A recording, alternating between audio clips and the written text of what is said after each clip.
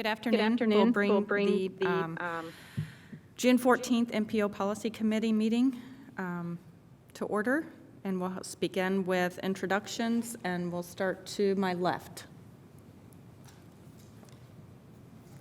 April Rosenberger, proxy for Adam Wason, Public Works. Could you get the stately closer, please? Of course. April Rosenberger, proxy for Adam Wason, Public Works. For Ellisville Town Council. David Hiddle, proxy for Mayor Carrie Thompson. Sarah Ryderman, CAC. Lisa Ridge, Monroe County Highway. The Bloomington Public Transit Corporation Board of Directors. Proxy for Tony McClellan. Jason Bannock and University. And online, Scott Ferris, Monroe County Plan Commission proxy. Courtney Courtney Daly, Bloomington Common Council. and Julie.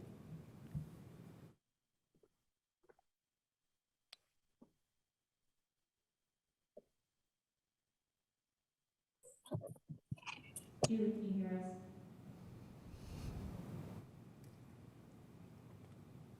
I'll send her a message. Okay. Moving on to approval of the meeting agenda. Move to approve the agenda. We have a motion. Second? Second. We have a motion and a second. Any discussion? None online. If you could, any public comment? Seeing none, roll call vote, please. Daly, Yes. Horn, Yes. Packer, Yes. McKim. Oh, sorry, I went one too high. Ferris, Yes. Ridge, Yes. Ryderband, Yes. Swafford, Yes. Thomas,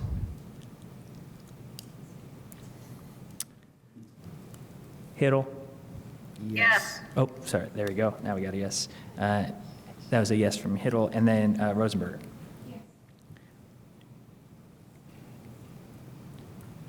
And then we just had Jillian Kinsey join. And then I'll roll call Kinsey then.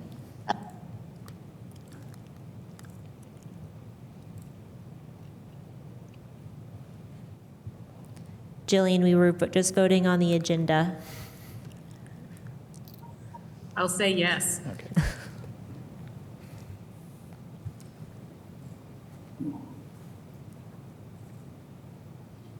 All right, 12-0, sorry. Okay. Moving on to approval of minutes of May 10th, 2024. Move approval of the minutes. Do we have a second? Second. We have a motion and a second. Any discussion? Any public comment? Seeing none, roll call vote, please. Daly, Yes. Horn, Yes. Kinsey, Yes. Packer, Yes. Ferris, Yes. Ridge, Yes. Ryderband, Yes. Swafford, Yes. Thomas, Yes. Hiddle, Abstain. Rosenberger, Yes. Bannock. Yes. 11-0-1. All right. Communications from the chair or vice chair? I don't have anything. Sarah, do you? Not specifically, no. Thank you. Okay. Reports from officers and/or committees. Citizens Advisory Committee?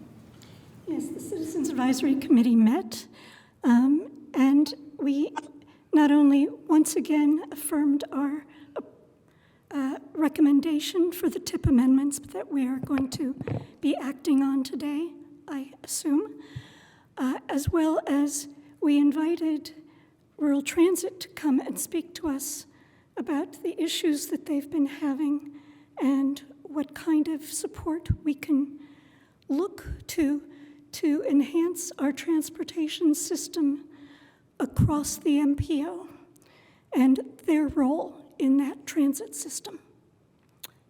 We will be inviting BT to join us either this month or when we reconvene in August. Thanks. Technical Advisory Committee. Nate was unable to make it today. April serving as his proxy, but Nate had sent a message that the TAC met on May 22nd and recommended approval of the TIP amendments, DES number 2101785 and DES number 1902772. All right, thank you. Reports from the MPO staff, Heat Watch Program, and volunteers. Yes. So we have Anurag Bhatt from the Economic and Sustainable Development Department from the city. And so he will be presenting the Heat Watch program and an additional slide. So Anurag, you're welcome to come to the podium, and I will get this brought up.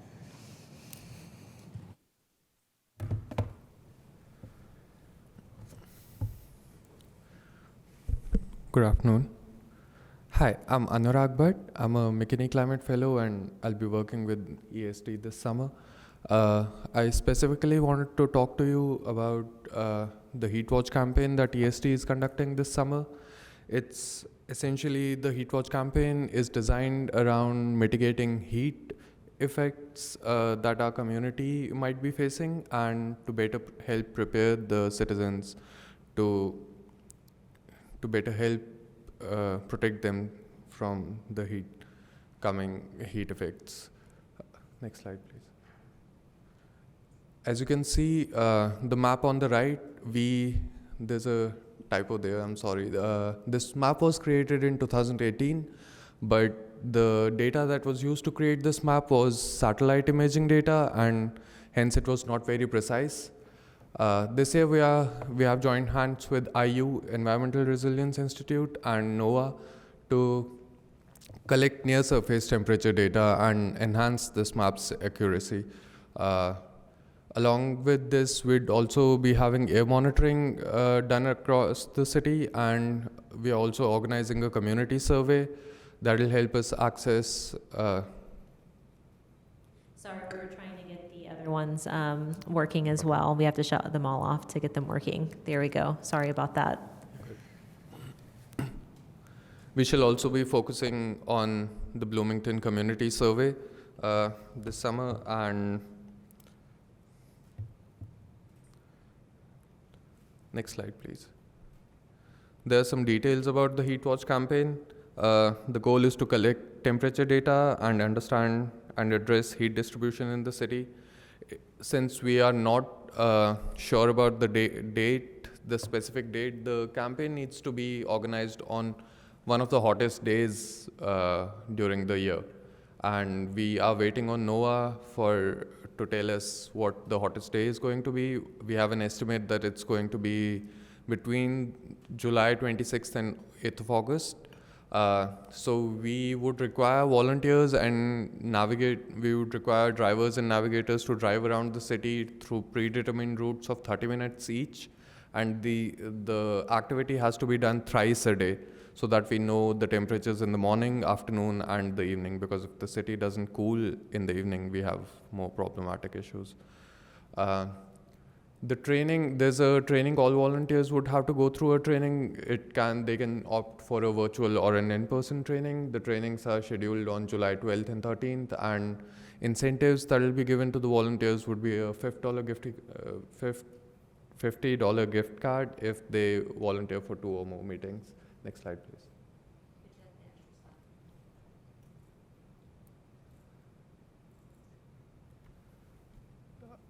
We will also be engaging in the Bloomington Community Heat Survey this summer. The survey is expected to launch around 8th of July, and while that Heat Watch activity was planned to design on the supply side of heat, this community's heat survey will help us understand the demand side of heat, what helps the community, what hurts the community, and we also want to understand how heat waves impact residents, and this will help us develop a tailored heat response plan for the community and help us better prepare for the future itself. The survey would take around 10 minutes roughly. We are planning to do a sampled survey around the Bloomington community throughout all census tracts. And feel free to participate and spread the word around the survey. Thank you. That was all. Any questions about the program? Okay. If there are, feel free to email. Oh, Sarah. Since the dates are non-specific, if someone is going to be away in any part of that period, they should not volunteer. Is that the understanding? Not really. Actually, we would soon the date will be made available to us very soon. It's just the National Weather Services and NOAA, they only have a specific amount of time where they can accurately predict the date. So we are waiting on them. We should have that date in a couple weeks, and we'd spread around the word again with the specific date in mind. So by the time of the training, you should actually know the Absolutely. dates. I see. Absolutely. Okay, thank you. If any other questions come up, feel free to send them to me and I can pass them along. And then the next, Rachel, oh, I'm sorry. I had a question. Just really quickly, are there any age limits on who can volunteer to do this? No, there are no age limits, but you would want to make sure that you don't have any heat-related illnesses or any other health-related problems that would not allow you to be outdoors during that time. That's it. There are no age limits. We'd be happy to have volunteers from all age groups. I think I was interested in whether, some really smart teenagers who are pretty committed to climate action and interest in that might be good volunteers for this. So thank you for the information. Thank you. Of course. And I will move on to the BMC MPO 2050 Metropolitan Transportation Plan. We had 3 focus groups in mid-May that focused on diversity, equity, and inclusion, transit, and active transportation. So I've included in the packets the full summaries of those meetings. Each focus group is several pages long, so I won't go over in detail, but they are there for those who want to peruse them. And then on July 22nd, that's a Monday, we will be having our second public meeting from 4 to 6 p.m. at the Switchyard Park Pavilion. And our consultants will be coming in and giving us an update on how the plan is going and doing just more public engagement with the community about priorities. Any questions about the MTP?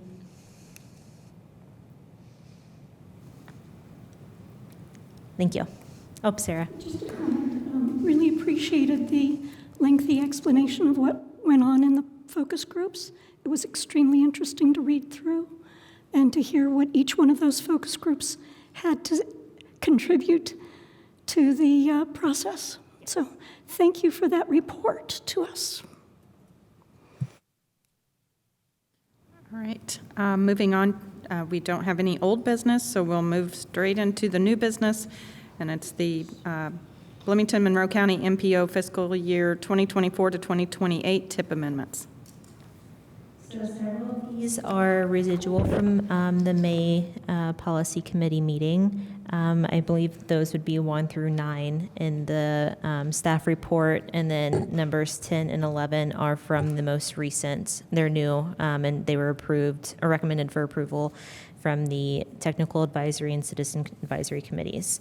So I will go through the full staff report, and we have Becky Packer here from NDOT for any questions that need to be addressed from the NDOT projects, and then we also have a Monroe County project, so I think Lisa can provide insight to that if there are any questions. So for DES number 200231, this is State Road 45 from the State Road 46 bypass to North Russell Road. This would be moving fiscal year 24 PE funding to fiscal year 25, and this would be $450,000 in STBG funds. DES number 1800371, this is State Road 37 at the intersection with Dillman Road. This is to increase fiscal year 25 construction funding by $719,833. DES number 2300919. This is I-69 in the Rockport Road Bridge. It's a new project. From last month, the NDOT has removed PE funding and only has construction funding, and this would be STBG for a total of $234,282. Number 4, this is DES number 2300920, I-69 Tap Road. It's a new project. Again, PE funding was removed from what you saw last month, so now it's only construction with STBG funds for a total of $245,438. Number 5 is DES number 2300921, I-69 Chambers Pike. Again, a new project, and similarly, the PE funding was removed, so construction STBG funding for a total of $256,594. Number 6, this is DES number 2300998, the State Road 45 small structure replacement. It's a new project. There is still PE, CE, and CN funding on this. Number 7, DES number 2301124. This is State Road 446 of State Road 46, also a new project. This is utilizing NHPP funding and there will be a PE and CN phase on this. DES number 2301227. This is State Road 446 to Morris Pike. It's also a new project. This will be utilizing HSIP funding and will have PE, right-of-way, and CN phasing. DES number 2400106, State Road 45 at Liberty Drive, a new project. This will utilize HSIP funding for right-of-way and construction. And then moving on to the newer amendments that were not on last month's agenda is DES number 2101785. This is the repair or replace lighting in various locations in the Seymour District. This is to move $2.6 million of construction funds from fiscal year 24 to fiscal year 25. And then, so like I said, 1 through 10 are all NDOT projects. So moving on to the Monroe County project is number 11, DES number 1902772, Rockport Road Bridge number 308 replacement. The letting date was moved to July 2025. So the funding schedule is just to satisfy that new letting date. So right of way was moved to fiscal year 2025, and then CE and CN funding were moved to fiscal year 2026. None of the amounts changed. Are there any questions on the TIP amendments?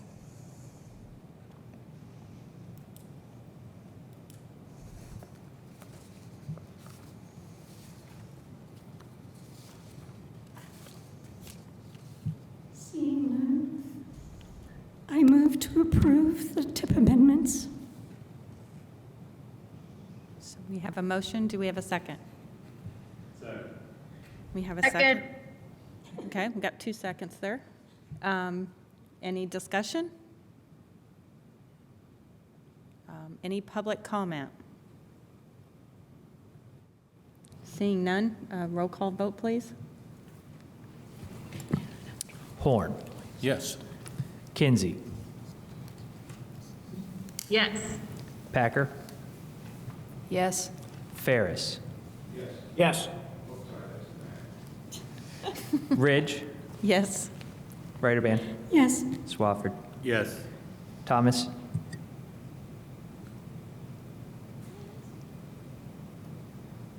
Yes. Hiddle. Yes. Rosenberg. Yes. Bannock. And Daly. Yes. 12-0. All right, moving on to public comment on matters not included on the agenda. Seeing none. Communications from committee members for items not included on the agenda.